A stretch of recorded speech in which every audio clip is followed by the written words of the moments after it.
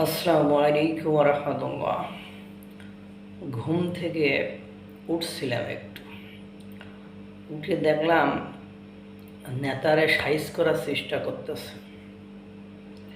নেতা, লোকে আপনাকে গাড়ি দিয়েছে, দামি বাড়িতে থাকতে দিয়েছে, তারপরে আপনার এখন আর টাকা পয়সার অভাব নেই, অনেকে আপনাদেরকে কোটি টাকার গাড়ি দেয়, সেই গাড়িতে চড়ে আপনারা বরিশালে এসেছেন।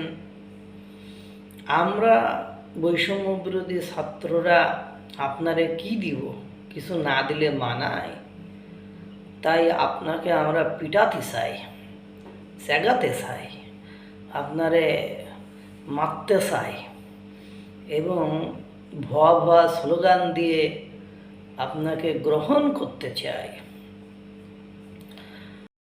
বরিশালের প্লান জাতীয় নাগরিক পার্টির প্রধান আহ্বায়ক, সাবেক তথ্য উপদেষ্টা নাহিদ ইসলামকে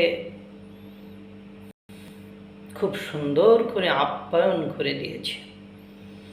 দলের প্রধান তিনি বরিশালে গিয়েছিলেন, এই 7 মাসে যাননি, উচ্চ লেভেলের যারা তাদের সাথে যোগাযোগ করেছিলেন।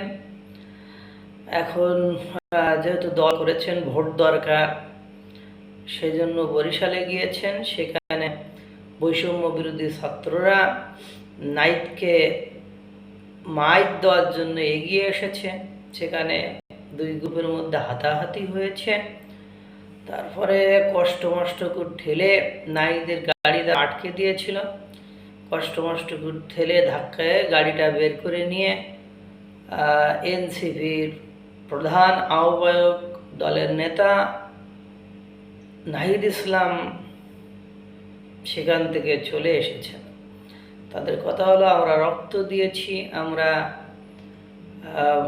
সব কিছু করেছি, আমাদের দিকে তুমি এতদিন খেয়াল রাখোনি, তুমি এখন এসেছ, ঘটনা কি?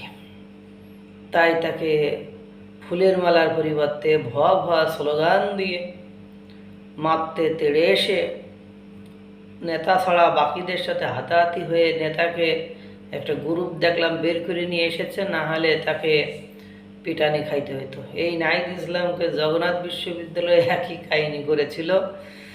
নেতার যদি এই হয় অবস্থা, তাহলে বাকি দিনগুলো কেমনে যাবে? নেতা হওয়ার 1 মাসের মধ্যেই, 1 মাসও হয়নি, 28 তারিখে হয়েছে ফেব্রুয়ারির, আজকে 21 তারিখ, এর মধ্যেই বরিশালের পোলাপানেরা নেতাকে সেগিয়ে দেওয়ার জন্য, নেতাকে মারার জন্য প্রকাশ তেড়ে আসছে। আহা, রাজনীতি! আল্লাহ তোমাদেরকে ভালো রাখুক, সুস্থ রাখুক। আসসালামু আলাইকুম ওয়া রাহমাতুল্লাহ।